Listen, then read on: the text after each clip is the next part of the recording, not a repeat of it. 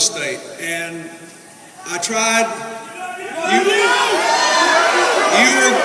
You were good to me, and I tried to be good for you. When I left office, the unemployment rate in Detroit was 4%, half of what it was when I took office. So I hope I have a little bit of credibility talking about this economy. Now, there are basically two issues here. One is whether people know what the election's about, and the other is who votes. I finally succeeded last week in finding an article in my scouring that shows the sample of people being polled throughout the country. And compared to 2008, when Tomorrow's America showed up, that's right. The estimate is, this is very important, that the overall electorate will drop 25%. That normally happens in an off-year election, except the estimate is that the African-American vote will drop 40%, the Hispanic vote will drop more than 30%, and the under 25 vote, 25 and under, will drop 55% nationwide. Now, if you let that happen, shame on you. Because the governor of every state in this country will have a huge impact on the size, the speed, and the nature of our economic recovery. And don't let anybody kid you. People have been counting America out for more than 200 years. We are coming back. The question is how fast, who wins, and what kind of jobs are we going to have? Now, so let's just look at the facts here. First of all around the country, you hear the same thing.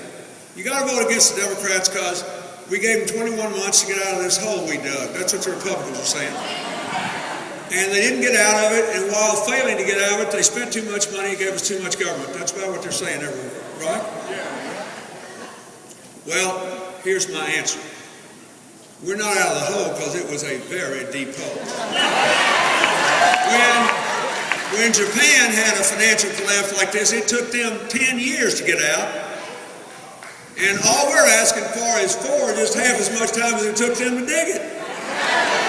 We have stopped digging. Now, if this were something we cared about, that was life or death, like football, we wouldn't be having all these screaming matches. We'd actually be looking at the facts, right? You listen to people talk about football. People that are high school dropouts sound like Albert Einstein talking about football games, right? They remember the stats. They can tell you how this one ran and that one threw and the other one caught and the other one blocked. Isn't that right? So when it's important to us, we look at the facts. But when it doesn't really matter, when it's like about the future of our children, the shape of our economy, whether anybody's going to have a job or keep their home, don't bother me with the facts. I got my mind made up. So where are we?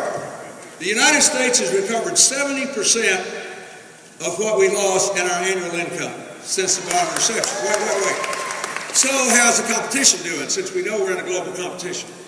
Germany 50%, Germany 60%, Japan 50%, Great Britain 30%. That's not cause for applause, but it ought to give people pause before they vote against everybody with a D behind it.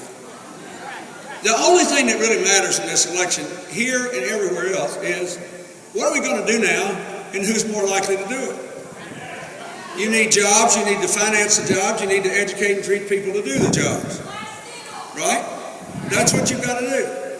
You need to try to stop the mortgage foreclosures as much as possible, rewrite as many mortgages as you can, and get the show on the road. Now, okay, so I just want to read you this. And you tell me how this man could not be elected governor of a state that's had the highest unemployment rate in the country for a couple of years, and why every Republican and independent wouldn't vote for it. His city is number one in economic growth and job growth in Michigan, 7th of all the metropolitan areas in the entire United States, in a country that has the second lowest unemployment rate in Michigan. Even in the job loss, they lost 40% fewer jobs than the state as a whole did. He had a $40 million deficit. He closed it without raising taxes a penny.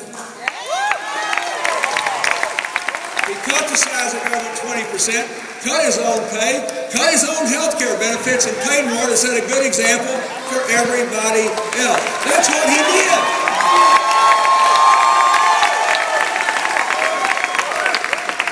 Secondly, he's the only one with a plan.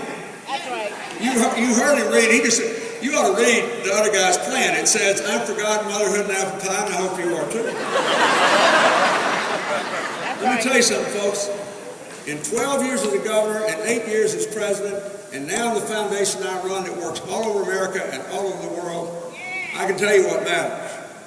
What matters is not what you're for, it's how you're going to do it. How you're going to turn your good intentions into real changes in other people's lives. So what's his plan? More credit support for small business to encourage banks to lend to them.